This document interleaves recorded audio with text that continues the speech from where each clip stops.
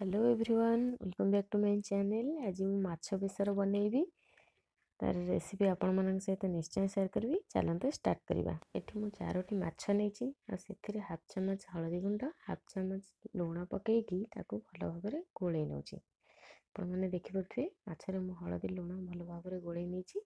एबे ताकू हम फ्राई करवा। फ्राई करबा पई कड़ाई रे मु अल्प तेल नैची। आपण माने देखि परथे तेलटी हमर एबे गरम हो गलानी। चलते से माछ पकेबा। गोटी गोटी करी माछ पकाउची। आपण देखिए फास्ट गोटे माछ पकेली तापर आ गोटे माछ पकाउची। एमिति मु सब माछ को तेल रे पकई दउची। देखि परथे ए तेल रे सबतक माछ को पकई सारिलेनी। एठी सबतक माछ पड़ी गलानी। एबे ताकू मु फ्राई हेबा पई छाड़ी दउची। माछर गोटे पट साइड हो गलानी। आपण माने देखि परथिबे एमिति सब माछ को मु आ गोटे साइड रे भल से फ्राई कर नउची।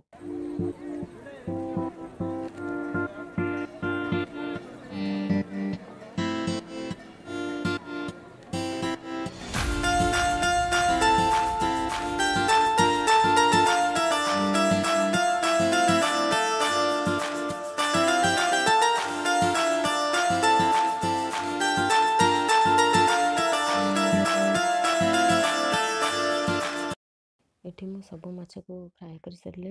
एबे मु गोटे पात्र को ताकू काढ़ी नउची। देखि परथिबे माछ को मु सब तक माछ काढ़ी देइची। एबे मु सेई कड़ाई रे अल्प तेल नउची। देखि परथिबे तेल मोर एठी गरम हो गलानी। मु सेथिरे काटी के रखि देबा आलू के भी फ्राई करबी। देखि परछंती आलू मोर एबे फ्राई हो गलानी। बहुत भल भाव में भल कलर भी आसीची। ताकू एबे मु सब काढ़ी दउची।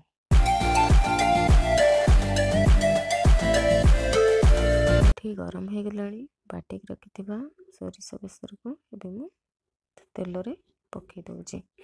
मन देखि परथिबे एठी मु मसाला पकई सारलेनी। आ सेथिरे गोटे चमच हळदी गुंड पकाउची आ ताकू भल भाव में मिक्स करी नउची।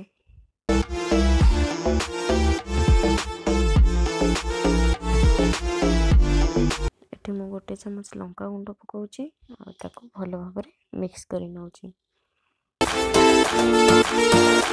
सरे लूण पकेबे। एठी मु लूण पकई देची आ ताकू भल भाव में मिक्स करी नउची। देखि परथे मसला को मु केमती कसुची। मसलाटा हमर धीरे धीरे कसी होची। एठी मु अल्प अल्प पानी दे कसुची नहले मसलाटा तळ पटु लागी जिवो। मसला एठी भल भाव में कसी हो गलानी। एबे मु फ्राई कर रखिथिबा आलू को सेथिरे पकाउची। आलू सब तक मु पकई सारलेनी। एबे मु ताकू किछि समय कसी नउची।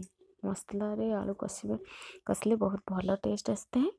सेथिपई मसला रे आलू को किछि समय कसी नउची। आलू मसला हमर एठी भल से कसी हो गलानी। एबे मु अल्प पानी दउची। देखि परथे आ ताकू बहुत भल भाव में मिक्स करी नउची। मैंने जेतिकी पानी चाहिए सेतिकी दे पारिबे। जेहेतु हम बेसर बनाउचे अल्प पानी देले भल लागिवो। मु एठी पानी दे देइची आ ताकू किछि समय पई फुटिबा पई छाड़ी देउची। एठी माछ पकई देइची। माछ बेसर हमर प्रस्तुत हो गलानी। देखि परथिबे एठी केते बढ़िया कलर आछी। आर टेस्ट भी बहुत भल। एबे हमर प्रस्तुत हो गलानी। एबे मु प्लेट को काढी नउची।